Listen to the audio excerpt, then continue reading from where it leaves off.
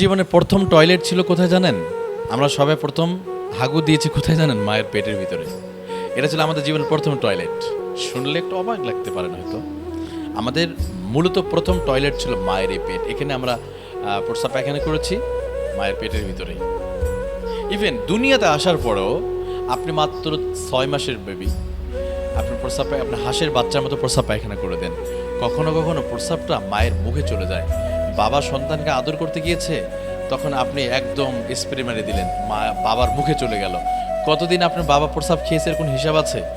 অথচ সে বাবা আজকে বৃদ্ধ হয়ে গেছে, সে মা বৃদ্ধ হয়ে গেছে। ওই মা যখন একটু ফ্লোরে প্রস্রাব পায়খানা করে, তখন আমি মাকে গালি দিই, বাবাকে বকা দিই যে এই বুড়ার বাচ্চা বুড়া, তুমি যেখানে সে প্রস্রাব পায়খানা করে টয়লেট নষ্ট করে দাও। অথচ এই সন্তান কিন্তু এই মায়ের কোলে প্রস্রাব পায়খানা করেছে কত বছর? 3 বছর হাঁসের বাচ্চার মতো পায়খানা করেছেন। প্রচণ্ড শীতের সময়, মাঘ মাসে শীত, মা সন্তানকে বুকে জড়িয়ে নিয়ে আছে, আর আপনি হাঁসের বাচ্চার মতো মায়ের বুকে প্রস্রাব পায়খানা করে দিলেন। মা একটা বার আপনাকে ফেলে দেয় নাই, জড়িয়ে নিয়েছে, ওই ভিজা কাপড়গুলো পরিষ্কার করেছে, কাপড় চেঞ্জ করে নিয়েছে। আর আজকে আপনি সে মা বাবাকে দেখতে পারেন না, সে মা বাবাকে গালি দেন। একটা বিবেকের কাছে প্রশ্ন করেন, কার সাথে খারাপ আচরণ করছেন আপনি?